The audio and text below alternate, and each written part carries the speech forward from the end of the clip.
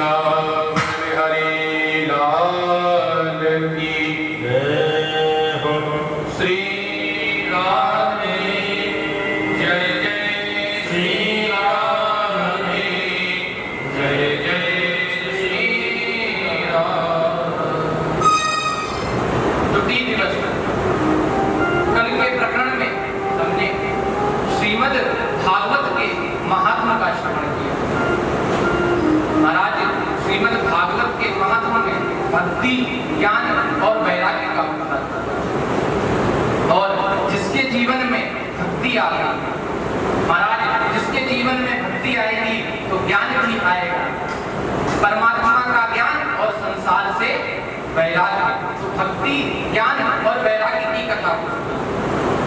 मेरे प्यारे प्रभु प्रेमियों, हमने कल आपको बताया था कि भागवत में कथा सुनने को जो नियम बताए गए, चाहे आप एक बार भोजन कीजिए, एक बार फलाहार कीजिए, यदि उचित ना लगे, मान लीजिए स्वास्थ्य नहीं ठीक है, तो आप 2 बार भोजन कीजिए, चाहे आप कितनी बार भी भोजन कीजिए, लेकिन भगवान की कथा को सुनिए।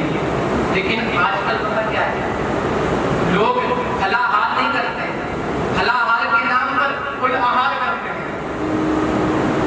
जैसे एकादशी हो, नवरात्रि हो गई, जो व्रत होते हैं, महाराज ऐसे तो कुछ अन्न खाएंगे दिन में 2 बार, लेकिन जब व्रत होगा तो क्या बनवाएंगे? सेब का मुरब्बा। महाराज 15 दिन में जितना घी नहीं खाते हैं उतना एकादशी और नवरात्रि के उस व्रत में खा लेते हैं। सेब का मुरब्बा, आलू का हलवा व्रत में बनाते हैं, तो जितना 15 दिन में हम घी कंज्यूम नहीं करते हैं उतना 1 दिन में कर देते हैं। और तो और महाराज, अगर आप किसी व्यक्ति ने मान लीजिए एकादशी का व्रत किया, शाम को उसके घर जाइए और कहिए, भैया आज तुम्हारा चेहरा बड़ा उदास है, एक ही बात है, भैया आज हमने एकादशी का व्रत किया तो इसलिए उदास एकादशी का व्रत किया है।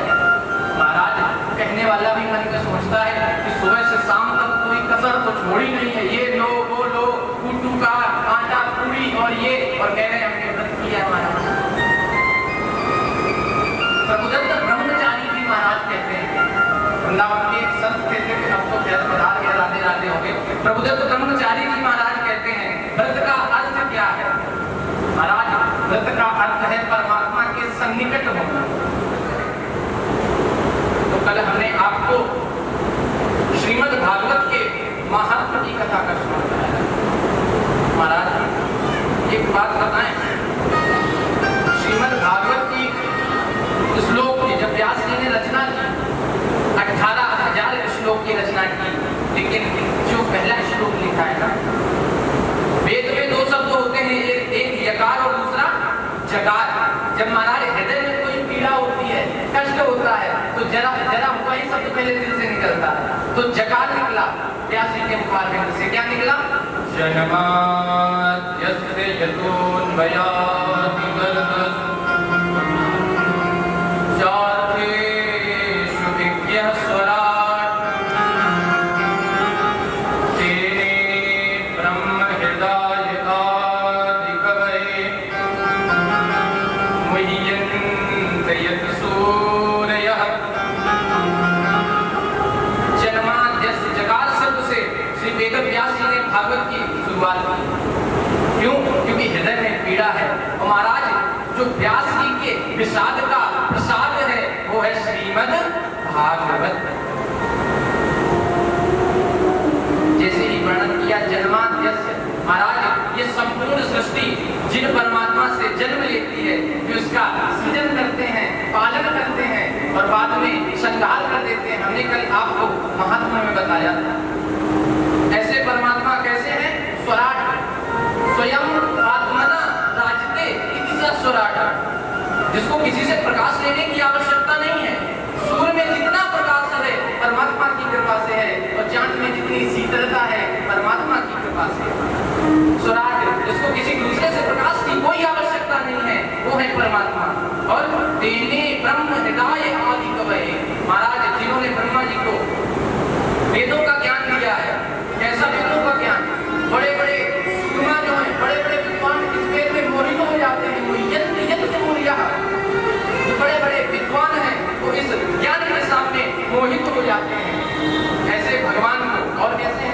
तेजो वारिमृदां यथा विनिमयो यत्र सर्गो मृषः धाम्ना स्वेन सदा निरस्तकुहकं सत्यं परं धीमहि। तेजो वारिमृदां यथा विनिमयो। महाराज, ये संपूर्ण सृष्टि जितनी हमको दिखाई दे रही है ये वास्तव में नहीं है। हम वृषा झूठे हैं, लेकिन हमको सदैव सत्य प्रतीत होती है कि माता हमारे, पिता हमारे, कोई हमारा नहीं है।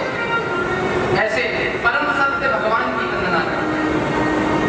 महाराज, जब श्री वेदव्यास जी ने भागवत की रचना की, किसी देवता की स्तुति नहीं की, किसी देवी की स्तुति नहीं की। आपने देखा होगा कि अगर आप विष्णु पुराण पढ़ेंगे तो सबसे पहले भगवान विष्णु की स्तुति की गई है। शांताकारं भुजगशयनं पद्मनाभं सुरेशं। यदि आप देवी भागवत पढ़ते हैं, दुर्गा सप्तशती पढ़ते हैं, तो देवी प्रपन्ना हरि प्रसीद प्रसीद मातर जगतो विनश्य, देवी जी की स्तुति की है। और यदि आप ब्रह्म पुराण पढ़ते हैं तो ब्रह्मा जी की स्तुति की है। लेकिन वेदव्यास जी महाराज ने भागवत में किसी की स्तुति नहीं की। किसकी स्तुति की है? सिर्फ सत्य की स्तुति की है। सत्यम परम धीमहि। महाराज, जो परम सत्य है उसकी स्तुति की है। कदाचित एक बार सत्य असत्य हो सकता है, लेकिन परम सत्य कभी असत्य नहीं हो सकता। अब आप कहेंगे कि महाराज सत्य भी असत्य हो सकता है क्या? कहेंगे हाँ। मान लीजिए हम एक गंगा नदी के किनारे खड़े हैं, आप आए हमारे पास और हमने कहा, आपने कहा कि महाराज जी हमको गंगा के पार जाना है। तो हम आपसे कहेंगे कि भैया ये नाव है, आप इससे चले जाइए। आप चले गए, पार कर गए, जो कार्य करना था करके लौट आए। लेकिन अगला दिन आया, हम फिर नदी के किनारे आए। आप आए, आकर के फिर प्रश्न किया, महाराज जी हमको गंगा के पार जाना है। बोले हमको गंगा के पार जाना है। बोले ये नाव खड़ी, हम चले जाए। हमने कहा नहीं, आप इस नाव से गंगा के पार नहीं जा सकते। बोले क्यों? कल तो आपने हमको भेज दिया था। बोले कल की बात अलग थी, आज आप इस नाव से गंगा को पार नहीं कर सकते हैं। क्यों? महाराज, क्योंकि आज जो ये नाव है ना, ये आपको पार नहीं करेगी, ये डुबा देगी आपको, क्योंकि नाव में छेद हो चुका है। तो कल का सत्य सत्य था, लेकिन आज वो सत्य बदल गया। लेकिन जो परम सत्य है वो कभी नहीं बदलता है। जो परम सत्य है वो कभी नहीं बदलता है।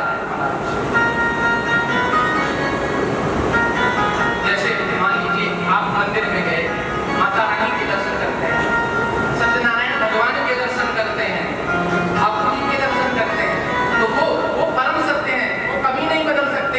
जो पहले भी थे, अभी भी हैं और आगे भी रहेंगे। हम तुम्हारे हैं प्रभु जी, हम तुम्हारे हैं, हम तुम्हारे ही रहेंगे। ओ मेरे प्रिय